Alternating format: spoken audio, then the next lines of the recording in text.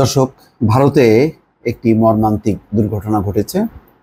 সেখানে ভারতের উত্তরপ্রদেশের একটি ধর্মীয় অনুষ্ঠানে পদদলিত হয়ে 120 জন মৃত্যু হয়েছে এখন পর্যন্ত। এদের বেশিরভাগই নারী। খুব মর্মান্তিক এটি ঘটনা। একসঙ্গে একটা ধর্মীয় অনুষ্ঠানে এত বড় মৃত্যুর বা এত পরিমাণ মৃত্যুর ঘটনা সাম্প্রতিক সময় ঘটেনি। যদি বিবেচনা করা হয় হজের সময় সহস্রাধিক মারা গেছে হিট স্ট্রোকে, প্রচণ্ড গরমে, সেটি অন্য বিষয়। কিন্তু একেবারে হুড়োহুড়িতে পদদলিত হয়ে মারা যাওয়া, এরকম ঘটনা সাম্প্রতিক সময়ে হয়নি। তো এখানে যে ঘটনাটি গণমাধ্যমে এসছে সেখানে বলা হচ্ছে ভারতের উত্তরপ্রদেশে একটি ধর্মীয় সমাবেশে পদদলিত হয়ে নারী ও শিশু সহ অন্তত 120 জন প্রাণ হারিয়েছে। মঙ্গলবার উত্তরপ্রদেশের হাতরাস এলাকায় মর্মান্তিক এই ঘটনাটি ঘটেছে বলে জানিয়েছে এনডিটিভি।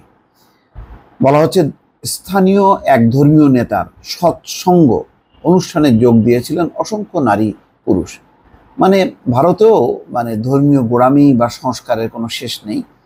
এটা কি ধরনের একটা অনুষ্ঠান যে ধর্মীয় নেতার সৎসঙ্গ অনুষ্ঠানে যোগ দিতে নারীরা ছুড়ে দেয়। সেখানেও অশিক্ষা কুশিক্ষার কারণে নানান যারা নিম্ন শ্রেণীর, যারা শিক্ষা দীক্ষা কম, তারা এইসবে বিশ্বাস করে এবং তারা এগুলিতে ধর্মীয় বিশ্বাসের উপর ভর করে জড়ো হয়। যা পরে প্রচণ্ড ভিড়ের মধ্যে ভীতিকর পরিস্থিতি তৈরি হলে মানুষরা ছত্রভঙ্গ হয়ে যেতে শুরু করে। এই সময় পদদলিত হয়ে নিহতের ঘটনা ঘটে। এই ঘটনার একাধিক ভিডিওতে দেখা গেছে বাস ও টেম্পোতে করে নিহতদের মরদেহ ঘটনাস্থল থেকে বহন করে স্থানীয় স্বাস্থ্যকেন্দ্রগুলোতে নিয়ে যাওয়া হচ্ছে। এই ঘটনায় উত্তরপ্রদেশের মুখ্যমন্ত্রী যোগী আদিত্যনাথ দুঃখ প্রকাশ করেছেন এবং ঘটনার তদন্তে একটি কমিটি গঠনের নির্দেশ দিয়েছেন। নিহত ও তাদের পরিবারের প্রতি সমবেদনা প্রকাশ করেছেন ভারতের রাষ্ট্রপতি দ্রৌপদী মুর্মুও।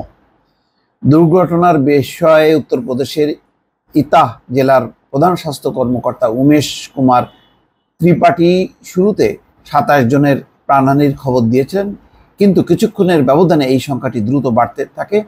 এই ঘটনায় আহতদের অনেকেই এখন হাসপাতালে আছেন বলে তিনি উল্লেখ করেন। এদিকে ইতাহের পুলিশ সুপার রাজেশ কুমার জানিয়েছেন নিহতদের মধ্যে বেশিরভাগই নারী এবং উল্লেখযোগ্য শিশুও রয়েছে। 120 জনের সংখ্যা, দর্শক, যখন বলছি তখন 7:30 বাংলাদেশ সময়।